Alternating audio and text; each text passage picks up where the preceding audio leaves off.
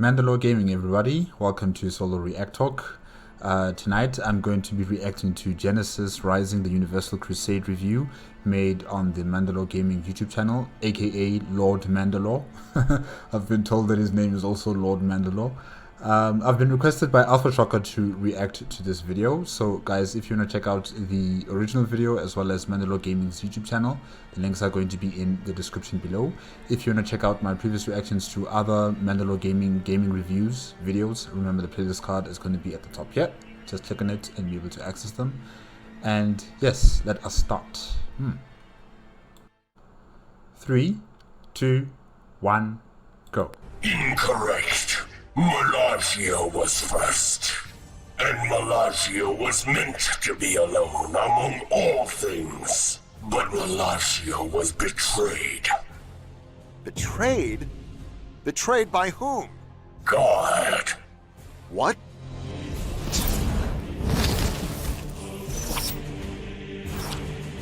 Since the Callisto Protocol brought it up while playing, I thought of a few. Hey!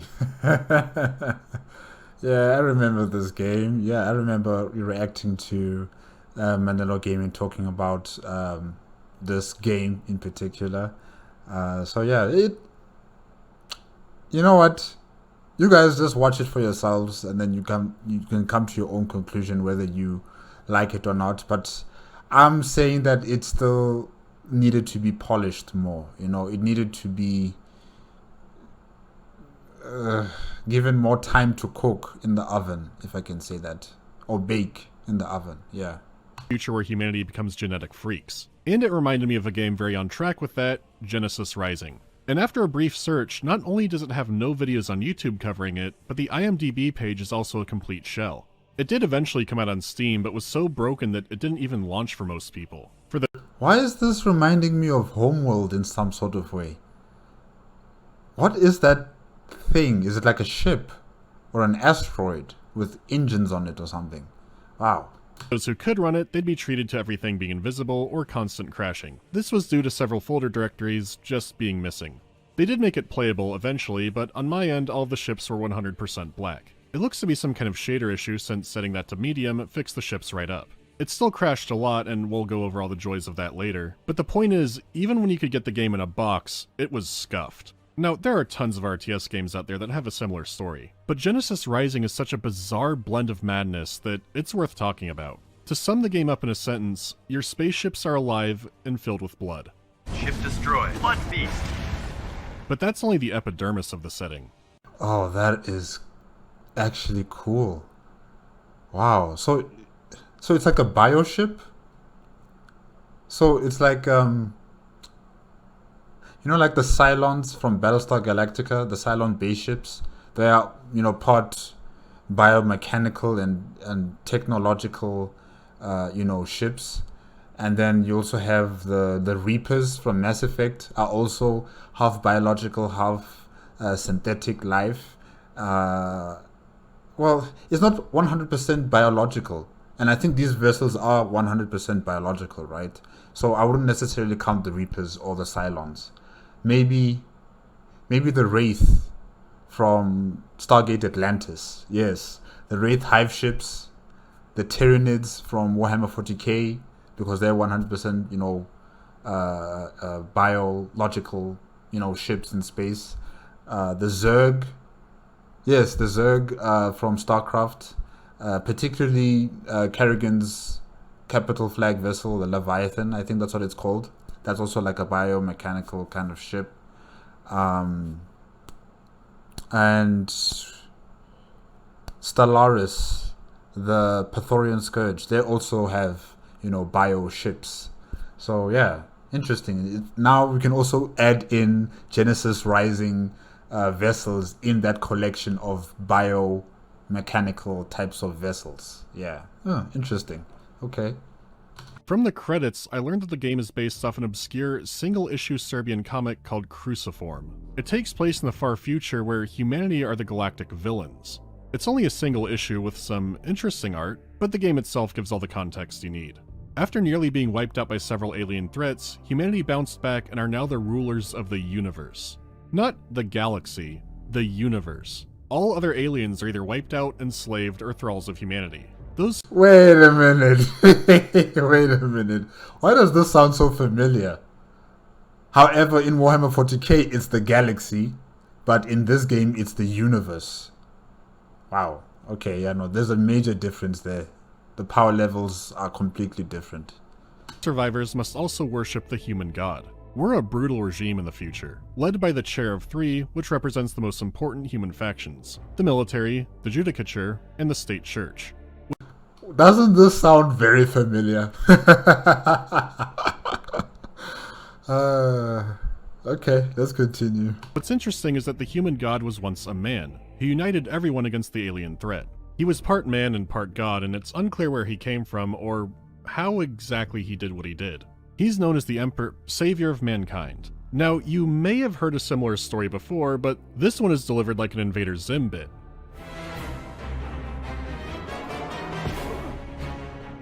The aliens, realizing the power of this demagogue, and fearing for their very existence, captured, tortured, and killed him.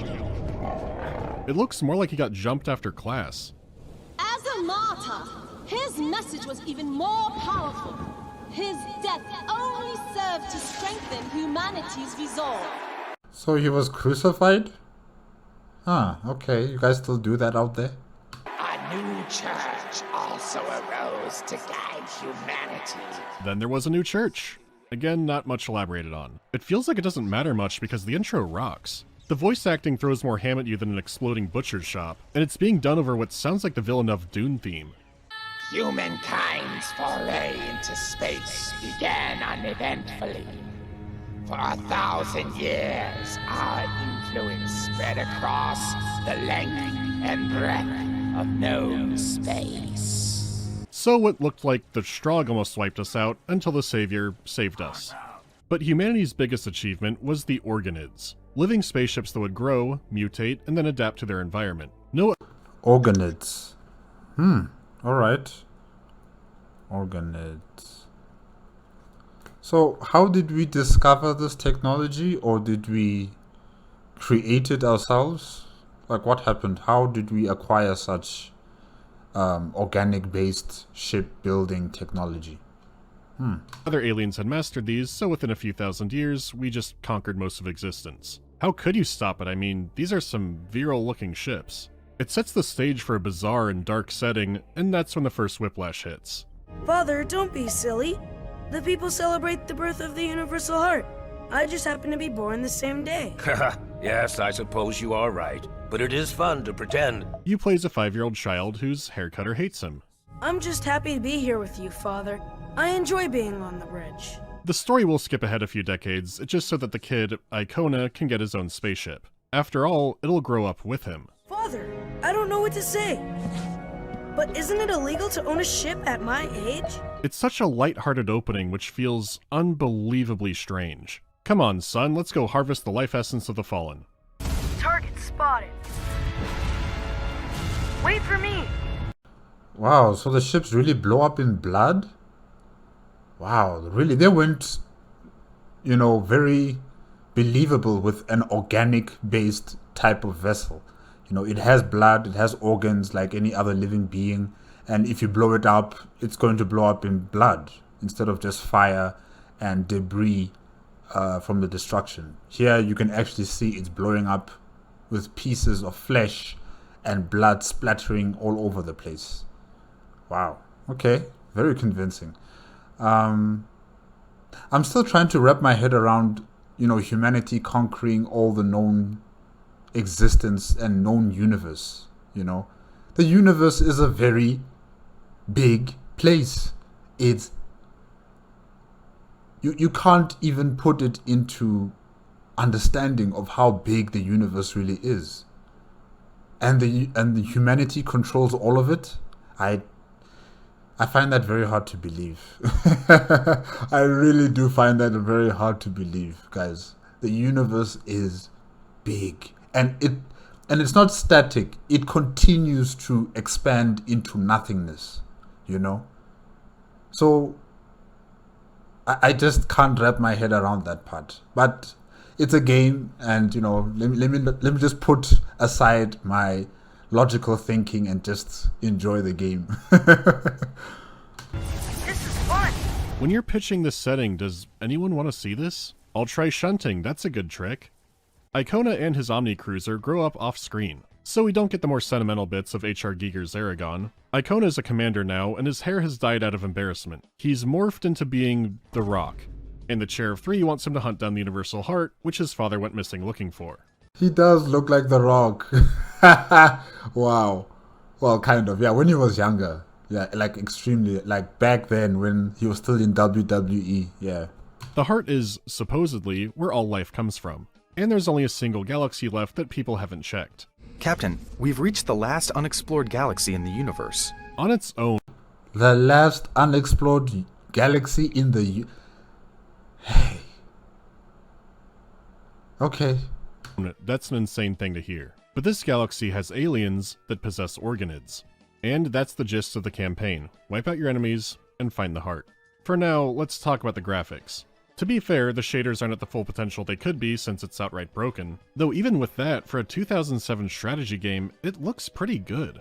A lot of it comes from how smartly they use lights and color. Like, if you zoom in all the way on a spaceship, the texture won't be that sharp, but how parts glow and how color is arranged across it is really interesting. When you're not zoomed into it and playing the game normally, the ships do have a living quality to them. You see how different flesh and metal parts reflect in the sun, lights flicker on and off. Their general design can resemble ancient sea life or twisted forms of the human body. The ships being organic isn't some kind of lore afterthought, it is front and center and gross. A space station isn't just a safe harbor, it's a pulsating flesh reservoir. You don't have to harvest the field, you harvest the station. Your collectors are basically horrible, gigantic mosquitoes, and you can physically see them getting engorged with blood when they collect it. While they're the best at powering your economy, since blood is also currency in this setting, most of your ships are able to drain blood. Fascinating. And then the collector ships come to your mothership and, you know, give you that blood. Oh wow. Okay. Including in the middle of battle. By harvesting enemy corpse ships, your own vessels can slowly heal themselves. So when your own ships are getting wounded, they can plug an IV into their enemy and start vampiring their health away, along with collecting any mutations they find to add into your own gene bank. There is some thinking to this, since some more destructive weapons have a higher chance of outright obliterating enemy ships, but playing it riskier means having a higher chance of getting a ship carcass, which is more literal blood, sweat, and tears for your war machine. Most weapons are genes that you use to mutate your craft. These are mutations that you physically see on the models too. You can watch new weapons grow out, or parts of the ship extend, or strange appendages coming out of it. This is good. The detailing of these vessels, it's so good. It's so, you know, like believable in a way. Oh, this is nice. Huh. Why haven't I heard of this game? I know I said the mothership in Homeworld basically gave birth to new craft. That is actually what's happening here. Blowing up a station is killing a gigantic being, ripping the shell away and sending your roaches in to clean up the remains. It's reminding me of, what was that TV show called again? Farscape, I think, right? Yeah, with the bioship there in that TV series called Moya, right? And Moya gave birth to a son. I forgot what the son's name was. Guys, I haven't watched that TV show in a very long time, but I remember she gave birth to a son as well. And yeah, it's just reminding me of that TV show as well. Huh, okay. It's like watching a fight in Star Wars and a whale fall at the same time. They even ground it a bit by having you encounter forces that use traditional spaceships. And when they go up against your primordial sea monsters, you're clearly the villain there. Visually, just playing the game is so excellent at making humanity an eldritch nightmare. You either die, or fall in line with the universal rulers. Though there are alien forces that are terrors in their own right, with their own cool, unique designs. Still, I think bioships are very underused in sci-fi, and Genesis Rising has some amazing designs, and others are deli-wrapped Cylon raiders. This also makes the rest of the tone way more psychotic.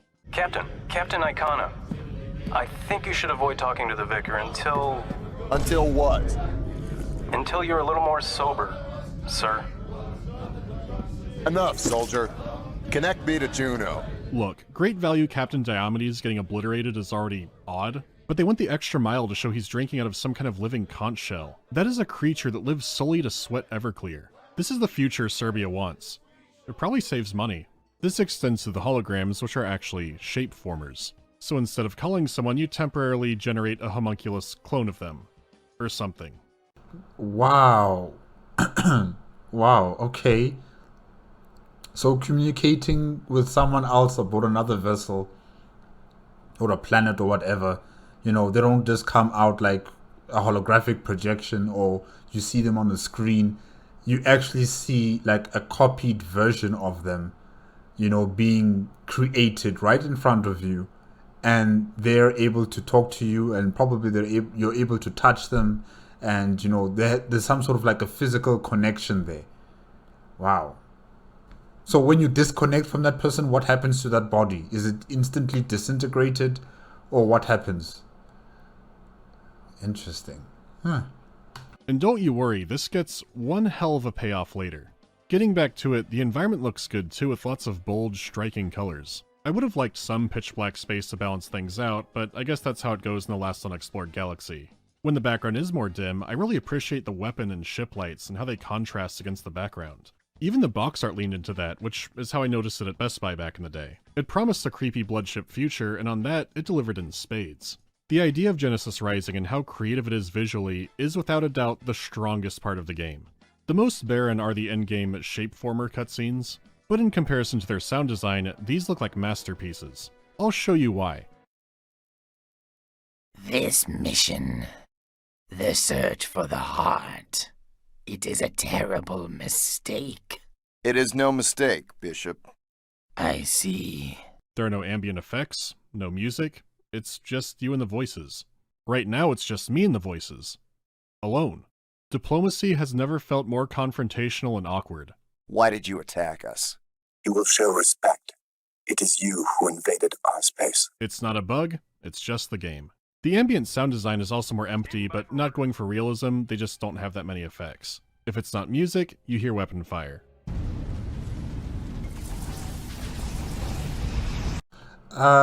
It's not a really big thing to do, to see as a problem.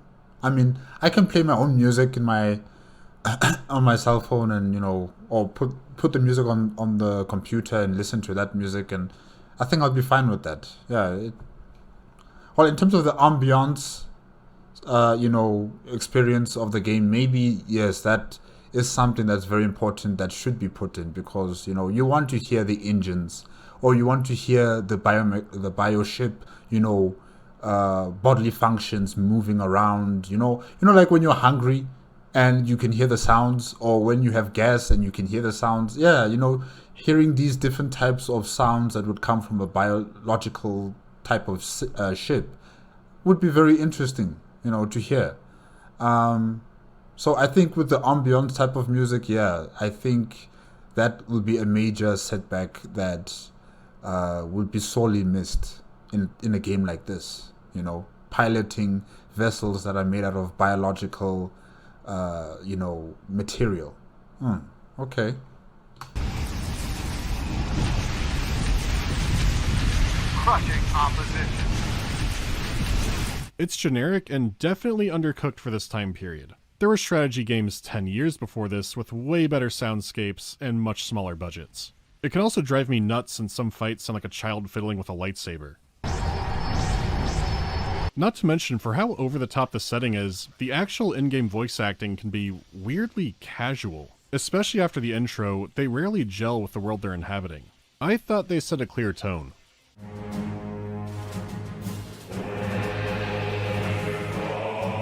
Time to die. Suck them dry.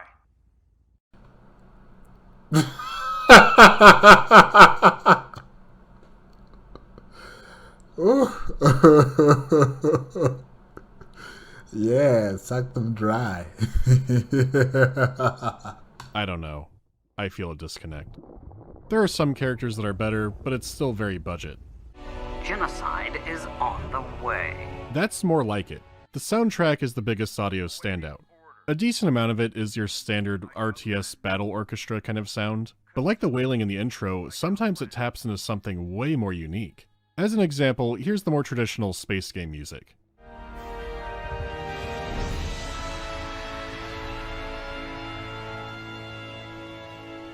Still great production value, especially considering the rest of the soundscape. Then you have a track like Cruciform that steps it up.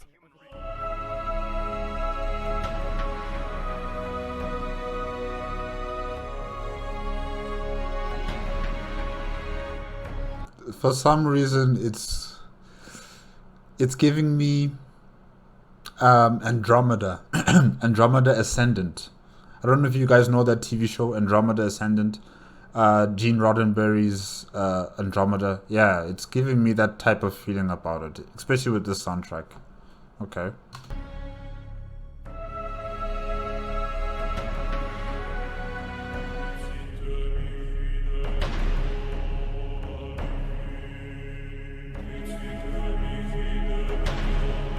This sounds like something you'd hear in a Warhammer, in a Warhammer, a game or movie or TV show. Yeah, definitely.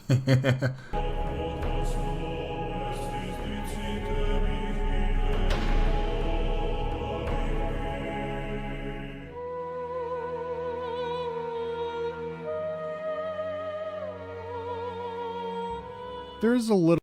Okay, this one definitely. Like I would hear, it sounds very familiar. From one of the last episodes of, I think it was season 5 or season 4 of Andromeda Ascendant. Yeah, it's taking me back there. That song in particular.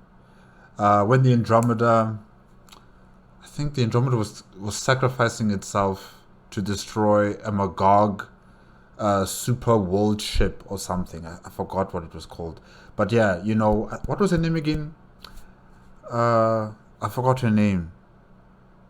She had some sort of tree in her hand and she turned into a star, and she went supernova, and by doing so she destroyed the Andromeda, she destroyed herself, and she also destroyed the Magog world ship.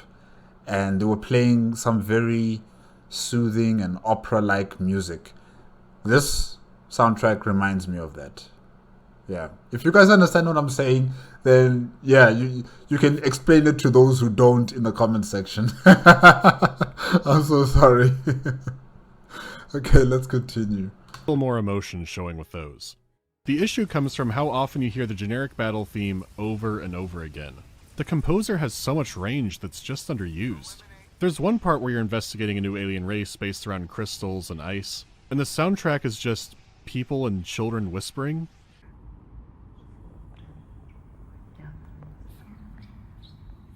It's like they're trying to make a tulpa or something. So the game can have its moments of standout music, but it's mostly... It is a letdown how they used what they had a lot of the time, but there are some gems in there. I've seen some around in a fairly popular Homeworld 2 mod, but never in a Warhammer lore video or something like that. Maybe that'll change now. Okay, let's talk about the game itself.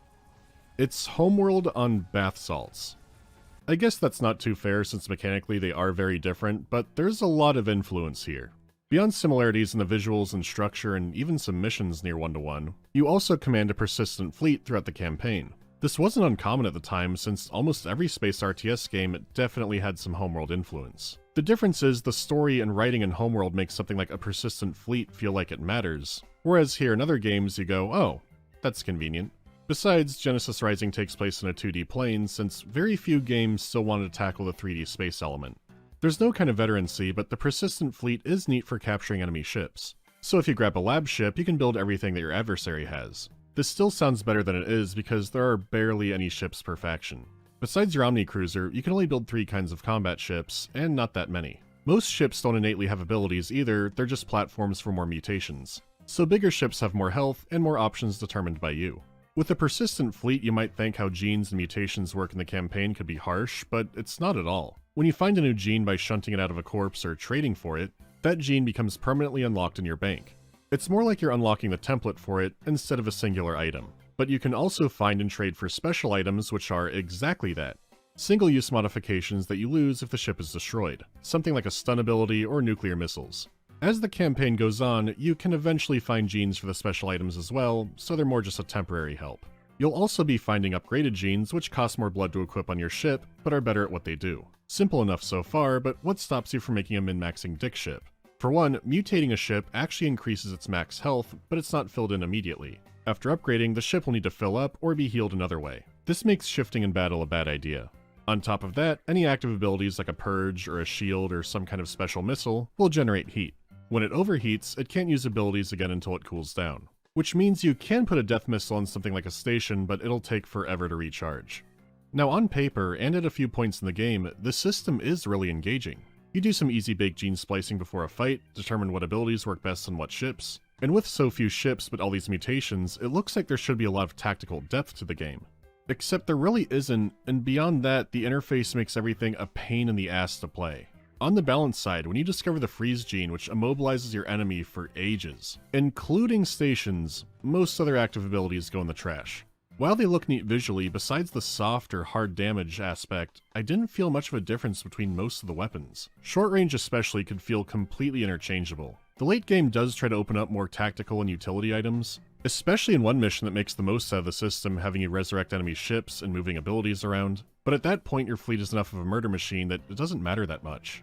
Hearing So far with the different types of, should I say like the variety of weapons and weapon systems and how to improve your types of vessels and the collection of special or specific types of genes as well. All of these types of nitty-gritty micromanaging,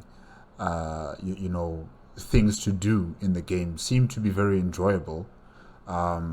And also the fact that you can actually see the improvement that you have commenced on your vessels, in terms of things, appendages or some sort of weapon starts growing on your ship, over time. That's very interesting. Like, it engages you in this game. It makes you want to, have a better ship, want to fight with a far more formidable type of vessel than before.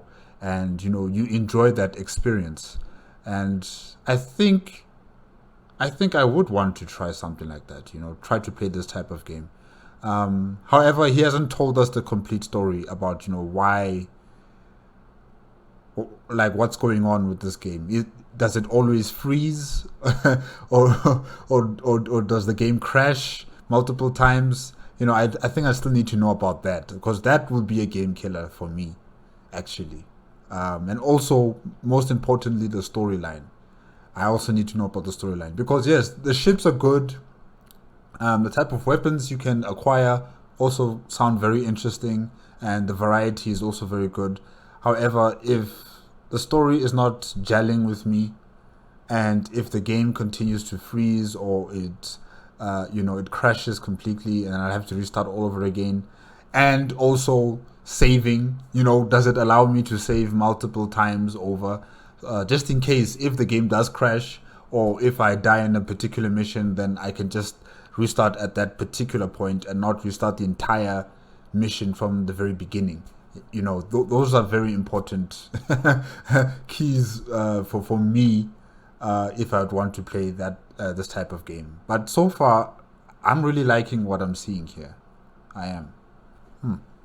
That you might think the game is overly easy, but no, this can be a tough one for all the wrong reasons. You can't save any kind of gene loadout or build to quickly drag onto a ship, so every time you build a new one, you have to go into the menu and manually mutate it by click dragging. Different genes also don't have different hotkeys, it's just the same use active ability hotkey. To manually use one means clicking on the icon above the craft or on the side panel. And you never get used to where things are because where the ships and mutations are moving around all the time. It's also hard to tell from the footage, but the mouse has a ton of weird drag to it. The interface is clearly meant for a 4:3 ratio since it's stretched out, but the game itself does support widescreen. All the cutscenes are in widescreen. I'm not sure what's going on there, but the mouse lacks precision and feels clunky to use. There's other strangeness, like hold space to toggle mutations showing up in the side panels, but then they'll disappear. It turns out the ships are camera shy, and if they're on screen, their ability will disappear from the panel, so you can click on the ship itself, if it's actually in your field of view. There was a toggle to make them show up permanently, but that would either crash the game or make it more prone to crashing. I have no clue why that's not on by default. The interface being so clunky makes you prey to your biggest enemy, the missiles. One of the missile genes has slight lock-on, extreme range, and gets more powerful the longer it's in the air. When you launch them at enemies, they rarely hit, but when they launch them at you just die. Ship destroyed. That's not fair. That's not fair at all. I cannot count how many times I got own-zoned by missiles. Can you intercept the missiles? Can you evade the missiles? Like, what can you do if an enemy should fire you with one of these missiles? What is your options in defense or, evasion? You're notified for long-range weapons that don't matter constantly. Like, look out, a breeder is on the way. That's nothing. So you might miss someone somewhere has launched a missile, and then a ship gets insta-killed at full health. These aren't super weapons either, it's just a long-range mutation you could slap on any ship. The notification could mean a light tickle or you are now instant bone jelly. You might get the notification during a fight thinking it's a short-range missile from there, but really it's from across the map and you won't be seeing it for a minute or so. This is also a good time to remind you there's no in-mission saving. You could be on a map for a half hour or more, let an important ship out of your sight for a little too long, and it gets zapped by a missile. No.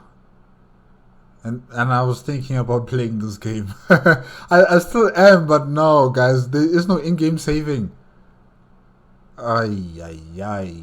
I was living in terror of these fucking things, and even with my paranoia, I was still barely dodging them in time. Usually the missile would sail past the targeted ship and obliterate something else. And that's fine until the game crashes.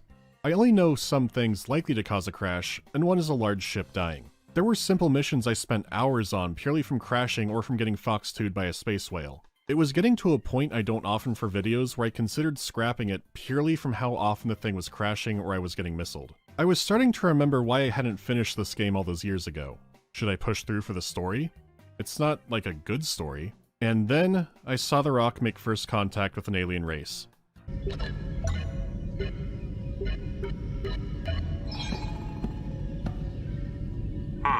Nothing's happening. Are they wearing power armor of some sort?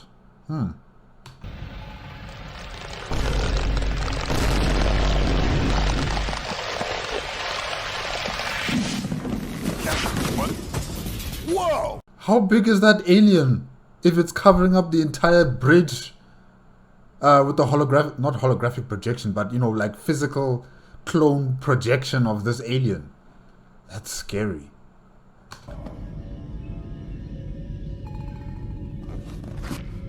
Ha ha ha! Interesting proportions. No, you can't do this to me. You do that and it's like, now I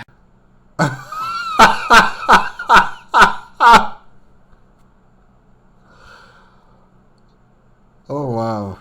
Okay. Okay. Wow. I thought it was really that big, but instead we were just seeing a lady's breasts. Oh wow. have to see what happens. I'm not sure how to sum up the story. A lot of it was surprise filler, and the other parts were written like something from the Pepsi-verse. It has some interesting ideas, but the kind of ideas you'd find scrawled in feces at a bus stop. I will be getting into spoilers since I really can't tell where a stopping point is in the story. There are also choices to make and several different endings depending on what you do in the final mission. When you receive your mission to hunt for the heart, you meet Vicar Juno, the representative of the bishop. He introduces your choice mechanic, blue balled or red balled. Obviously, the intention is that blue is the friendly, diplomatic option, and red is an aggressive response. So I try both on Infinity, the head of the judges. Most responses boil down to yes or sarcastic yes, and many Western RPGs would perfect this formula in the following years. No matter what, Infinity is very interested in you. We are very much alike, you and I. When you return, perhaps we could spend some quality time together. Oh, Infinity. Perhaps. But look what happens when I choose Paragon Rock here. You deny that you are Defiance? State your designation. I have enough trouble, I'll try to be nice to the Strogg, and we'll see. No! Why would you think we are Defiance? Red is worse than that? Designation? Human. We're called humans. No, they're just assigned to the wrong button sometimes. So the aliens with the organic ships are the Defiance. They're a confederation of races against the human empire, including some that humanity thought they wiped out ages ago. This is a great idea for when you're playing as the heel. You can learn about the races humans have stomped down, and then decide how to deal with them. You'll have some options of where you can travel to first, or even go off track or backtrack. Typically, this only means getting your standard skirmish map with maybe an opportunity for new genes, but I appreciate the attempt at putting the journey more in your hands, even if it's pretty barren. Anyhow, the Defiance are also nasty in their own way. They've been oppressing the local Strogg for years, who are all too happy to join you on your genocide. There may not be many Defiants, but they are a major threat. They've invented parasitic weaponry, which can consume a living ship from the inside out. And if they get around, humanity's greatest weapons will be useless. Yeah, that is a very dangerous, weapon in terms of these bioships. And nanites that can, destroy these bioships And the bioships are like their only primary weapon on the field for humanity. They don't have anything else as an alternative. I'm pretty sure they can't even build, purely mechanical based ships anymore. Their entire society is now focused on this biomechanical, bio type of vessels. And since they have conquered the entire universe, I don't know if they're able to adapt in that type of way. Yeah. So they need to destroy this enemy that have these nanite-based weapons. They need to destroy them as soon as possible. It establishes a mystery of how they were formed and discovered the secrets of organoids. Does it have something to do with the heart? Well, that whole thread dies quietly, because while searching for the heart, the Defiants suddenly erupt into civil war. During your journey, you've seen mysterious pillars that have traces of blood air, which is apparently a sign of the universal heart. These pillars are the Lapis altars. Half of the Defiants think that destroying them will anger the Lapis gods and cause the apocalypse. The other half believes that not destroying them will cause the apocalypse. Tough break. Fool! If these altars are not destroyed, the Lapis will come! From what I've been told, they'll come if you do destroy the altars. Preposterous! The locals think the Lapis are gods, but the truth is that they are a primitive species. Without these altars, they aren't even capable of space travel. You learn more about the Lapis from the Cold Whites. They're a mysterious, all-female tit race that you saw in the big cutscene. You could put an eye out with those things, lady. They're called the Cold Whites because they live in the cold part of space. And are white. They do point you in the direction of the Lapis themselves, who are rock people. They build their ships from asteroids and are essentially thanking rocks. They don't like lithoids from Stellaris. Okay. Rock people. Communicate with outsiders, only attack them, which is why some aliens theorize that they're not sentient at all, and that just comes from the pillars. They do follow blood air, which again, means heart. At this point, Infinity and Vicar Juno arrive, and the Rock explains what's happening. He still wants to go track down the heart, but the Chair of Three demands the Defiants die, and they're defeated the next mission. This leads to a 2-year time skip, which is where you spend your time getting piss drunk with the piss juice. Mankind rules the sector, and instead of hunting down the heart, you do errands like taking the aliens to mass. You get missions, shaking extraterrestrials in their bed going, "Wake up!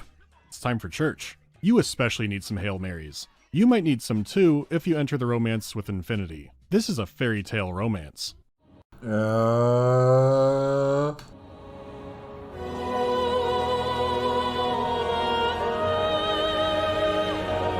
And the music, oh, it's beautiful. Now, tell her what every woman wants to hear in this moment. Don't worry, Infinity. I won't tell anyone. Captain! Is there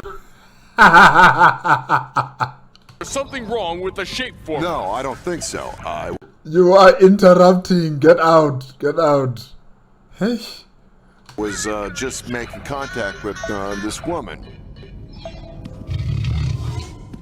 I see. I was just curious as to why we haven't left yet. Legal issues. I have to take care of some details before we can leave. Red tape, you know? I wish they'd just let us do our job. Man, this game is funny. This game is funny. Like they can't decide between Warhammer 40k or Farscape. They can't decide Is he going for the fish? It's so messy, and only the more fanatical characters actually feel authentic for the setting it's showing. They package the game with epic choirs and monstrous spaceships. Then characters get to talking, and it's half B-movie and half YouTube poop. Except not nearly that fun, and how some things are resolved is so unsatisfying. To wrap up the mess arc, the Lapis attack by throwing rocks, as they were lured there by the traitorous Cold Whites, which means killing the Cold White leader, and killing the Defiants again. Juno is so pleased by this that he sends you out to look for the heart again. The enigmatic cerebral race might know more. Look! It's another Juno creature! I know they seem trustworthy, but they give you the runaround until you just murder them for the information, which is to put the pillars in the right order. But your father appears to tell you that he found the heart and it imprisoned him, and it'll surely imprison you too. But the magic rocks already opened the portal, which will surely lead to the heart. right? Father? Am I dead? No, son. I brought you here to make certain that you don't die. You mean I'm in the past? But then why do you sound like your adult version voice? Shouldn't you be sounding like a child? Like your child version self? Huh, okay. Yes. But why? It is easy for them to kill you now, in the past. Who's them? You will see. I have been skimming over details, but I promise you, we did not need time travel. You play back in the baby Omnicruiser with your dad in the past fighting ships from the future. You win, travel back to the future, reunite with your fleet, and then defeat the giant 3 Portal Guardian heads, which okay, puts you back to where things were, except you then get the only diplomacy scene with music. Is this the future? Actually, no. It is the past. The far distant past. I don't understand. If we're in the past, why are you... I have spent over 50 years in a past so distant that humans don't yet exist. Or at least they didn't. Until... Time travel. I don't like it. I don't like it already. It's so confusing. This guy kind of reminds me of Mobius from... What was that game called again? The Legacy of Kain, I think. That's what it was called. Yeah, he reminds me of a particular character called Mobius, who also dabbles in, time travel and trying to mess up time to suit his own, ambitions. So, yeah. He's already irritating me. I came here and established a new human empire of my own. So Juno went back in time to create an even more overpowered human empire, which is the Inquisition, and he can do this because the heart controls time, and he wanted Icona dead because he thought he was a liability for no reason? I forgive you. All of that is in the past. Or the future, actually.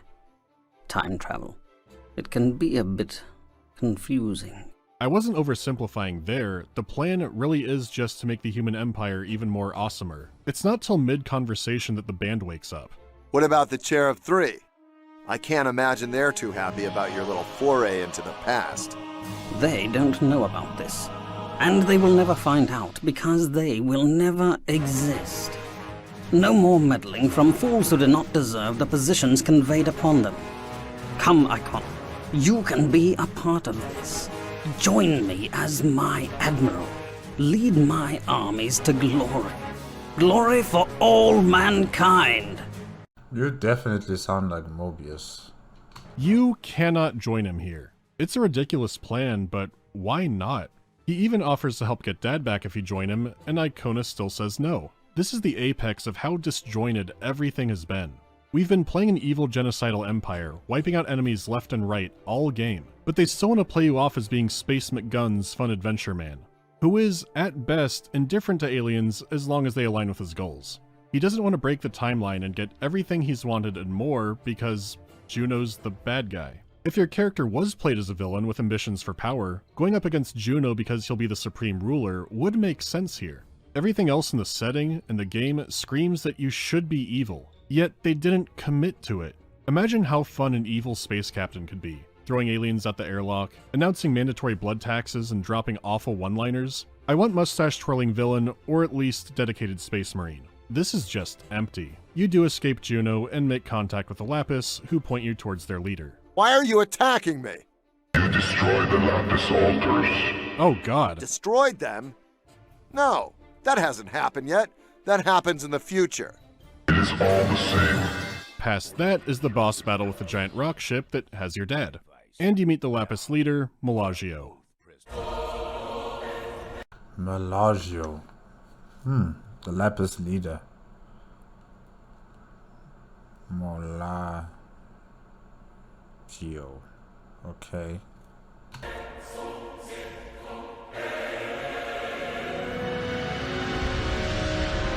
Do you see him now? I don't see anything but a planet. Is the planet his vessel? He is the first brother. He is Melagio. He requires no vessel. Who said that? Melagio reveals many secrets of the universe. The most alarming one being that he is beefing on a personal level with God. Melagio was supposed to be the only life form in the universe, but then God made more life to piss him off. He and God are no longer on speaking terms, and it's not clear what caused the fight. But as revenge against all life, Melagio created the Lapis. They obliterate everything on sight because this is the Rock's big revenge against God. Against all life? Then how come the Lapis are only found in this part of the universe? In the beginning, this was all of the universe. But God betrayed Melagio yet again and expanded the universe. Oh, nice story. All of existence was made purely to spite this dude. Nothing in the Old Testament comes within leagues of being this petty. Apparently, Juno has planted some kind of organid device in the heart of the universe. If you destroy it, Melagio will protect the heart and contain the Lapis for all of eternity. Then Dad calls to say no, destroy Melagio's control rock, no one should control the heart of the universe. And Juno is online too, telling you to mutate his device so that you can rule the galaxy forever. Now you show down with your greatest rival, the... Rule the galaxy or rule the universe forever? Other two endings. Funny. I was about to say the same thing. Then you must know what I'm thinking.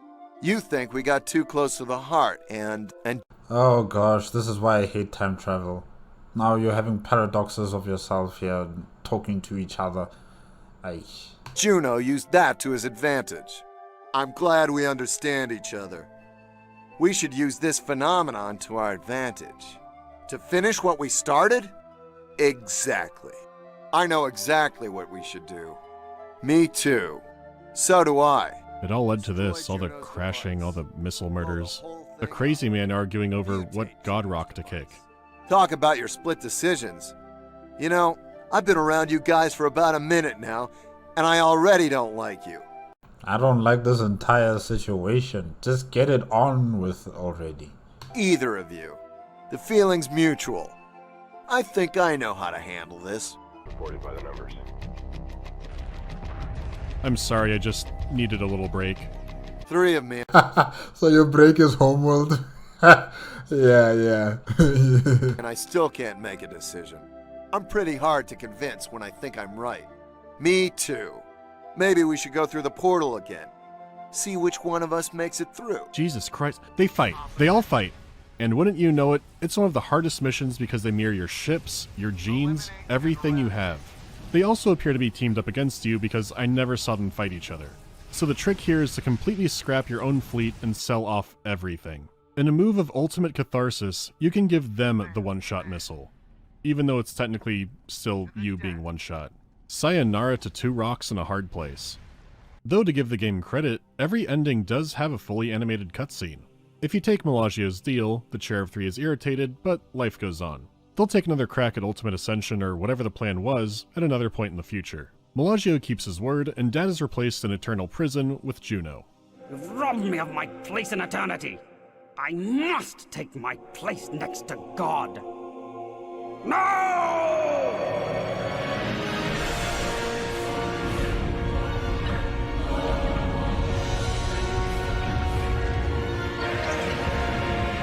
If you do what Dad asked and wipe out the stone, Icona considers it as being returning control to God. Strangely, it's this ending where we see some lust for power brewing in him. The heart was not ours to take. Not yet. We may rule the material side of the universe, but we have much to learn about the spiritual beings that we aspire to be. Juno is still alive, but younger again for some reason. A lot of his Inquisition soldiers survived somehow and will be secretly breeding a new army. Younger? I cannot tell. All the time travel shenanigans, I have no idea how this works. These endings are each about 2 minutes long. Naturally, the one where you side with Juno to make humanity the ultimate power in the universe is the shortest one and considered the bad ending. Welcome to the new eternity, my son. I hope it was worth it.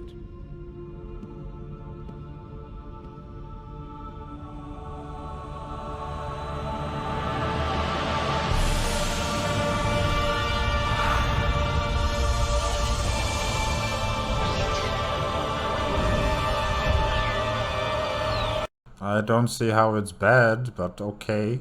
I mean... I don't understand. Human supremacy and everything. And this game frustrates me to no end. Even if it was completely stable and not full of janky bugs, it's still not a game I'd recommend unless you desperately wanted to see these ships for yourself. That's the main reason why I would want to actually play the game, you know. But like I said, also the story is important. But so far the story, I'm not really understanding it 100%. Yeah, I mean, it's okay. It's clearly lifting a lot from Warhammer, but when it goes out on its own direction, it can get really fascinating at times. It was brought up abruptly, but God feuding with someone causing the universe is an out there idea that you could expand on more. Hell, even scaled down, evil human empire with organic ships is an idea that rules. But with how the mutation system works and how clunky and unbalanced it is, it's no wonder that the game didn't take off, since skirmish mode isn't worth going to and you're not getting on multiplayer. The thing is, when I play these janky Eastern European games that are largely forgotten, even when the execution sucks, there are always cool ideas present. It's buggy and clunky and the tone isn't a Vitamix, but even after all these years, the image of a spaceship exploding into blood never left me. They made a future where mankind is lost, blood is fuel, and hell was made to aggravate a space rock. The Organids are still the height of bioships for me. The only setting I can think of that's similar is the Leviathan trilogy of books. It's an alternate World War I where the Central Powers use mechs, and the Allies made war machines by playing God with DNA. Sadly, they're more YA books, but the Keith Thompson art books are worth picking up. And that about covers it for Genesis Rising. It's one of those games where someday someone will do something incredible with the idea. Even with all its migraine features, I can't deny there is cool stuff here. I tried my best to get into it, but in the end, I couldn't smell what the rock was cooking. The system is freezing. Let's find what we need and get out as soon as possible.